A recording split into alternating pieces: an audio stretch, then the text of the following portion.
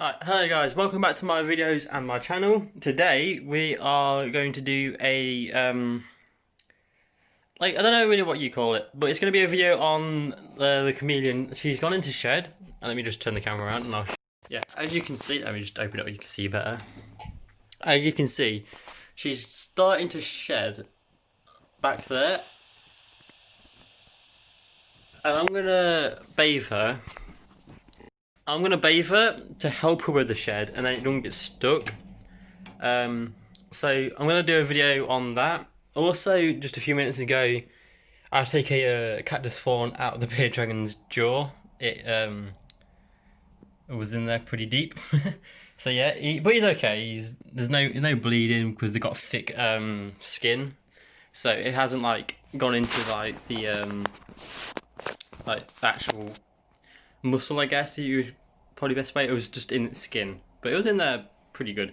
But yeah, so today we're just gonna bathe the chameleon. I might bathe the bearded dragon as well. It depends on what mood he's in, just because of that.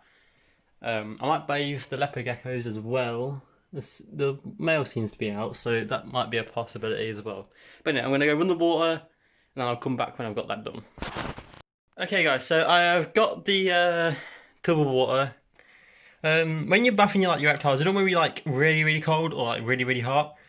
You want to be hot enough so you can tell it's hot basically.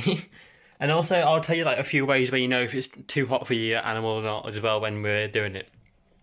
So I'm going to get her out, turn the camera around, and then put her in, and I'll show you how. Okay guys, so I've got her out, and as you can see, so I'm going to put her in the water. It's going to be really difficult to do with one hand. I'm not trying to drop my phone in the water as well. So let me try and get her better. There we go. Right, so there's ways you can test to see if the water's too hot for your animal. So first you can drop the tail in it, and if they quickly lift it up, or they don't want to put it in, then you know it's too hot. Also you can hover it in your hand, and if they're trying to climb up your hand or making a noise or trying to get away, then once again you know it's too hot. So I'm going to put her in for about 5-10 minutes, so then she's got enough time to soak. It just helps her get rid of all the shed off, and sometimes they drink the water. It's not going to be a problem if they do. But if they do, some reptiles go to the bathroom in it, and then obviously you want to get them out as quick as possible. So obviously you don't want them sitting in their own mucky water, who wouldn't? So also when you're bathing you want to get a toes, a tip of a tail, these spikes across here. As you can see, last time she shed, she got some stuck on her spikes across her back. So I'm hoping this time, as I'm bathing her, she'll get them off, get that old shed off. If not, I'm gonna have to get some I think it's called anti-shed, where you can basically put it on, and they help with the shed removing and that. So I'll have to look into that if this one doesn't work. It should work in theory, but if not, then I'll definitely get some. But yeah, so I'll turn it back on when we're taking her out of the water and she's all done in a bath. So it's about 5 minutes later on now, and she's finishing her bath. So I'm going to put her back, and then I'm going to run the water again for the leopard gecko. So this should help her with all this shed here. And personally, I don't like to peel off the shed. I know some people say you can. Personally, I don't like to do that, and she's eager to get back in the cage. So I'm just gonna put my phone down to let her in real quick. So yeah, some people say that you can help them by peeling it off. I personally think that's a bad choice, because if you pull too hard, you can actually rip the skin. Also, yeah, if you're too premature on the shed, you can actually do more damage than good what it's actually worth. So I would never recommend peeling off the shed unless you absolutely know it can come off. But yeah, I'll bath her again when she's deep in shed, just to help again. But for now, she's actually all right like that. But yeah, I'll do another video when she's deep in shed and bathing her again. But yeah, I'm gonna go run some fresh water and do the leopard geckos next. Okay guys, so this is actually your first time seeing the leopard geckos, but this is the male. He's not very smart, let's put it that way.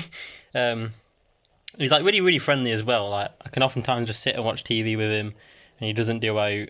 So yeah, he's just a really friendly leper gecko. So I'm gonna put him in the bath. So I'm just go down real quick and get him in. This is gonna be a lot better when I have someone to help me record. So now he's turned around a bit better. I don't want to put him in straight away, like I said with the chameleon, and see how he reacts to the water. So at first they'll always try and get out. That's just a first reaction to all of it. But it's when they start to like really, really want to get out. And to be fair, this water is actually not as hot as the chameleon water, so it shouldn't be too bad for him. But it will like start to climb around and swim a little bit, which is actually really helpful for him. And by the way, I won't use the same water for the both geckos, even though they do live together. Like I won't use the same water. I will change it just because it's better for them. But yeah, that is the male. I'm gonna leave him in there like for another 5 minutes, like I did the chameleon, and then I'll swap to the other female leopard gecko. So yeah, I'll cut back in when it's time for the female to go in. Okay, guys. So this is the female. Like, by the way, these are brother and sister. By the way, they were both born out the same clutch, and we got them from the same person.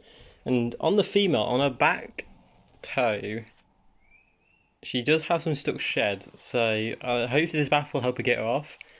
And also she has some problems with her toes as well. This is a thing that she was born with.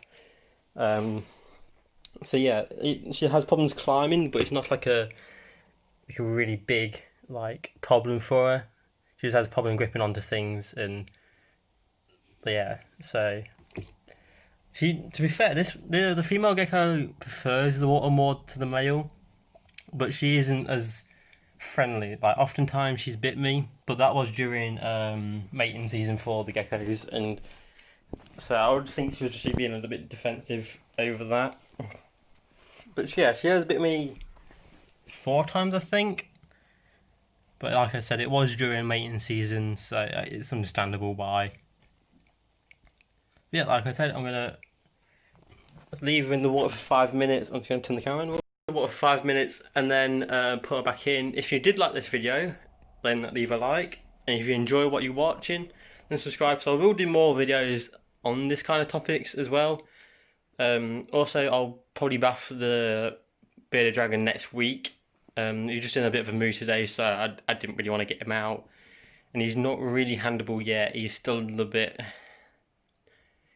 nervous. Let's put it. He doesn't quite understand what's going on when I get him out, and oftentimes he's been puffing up and trying to attack me and that. So I still need to work on him a little bit, but he's gonna get there.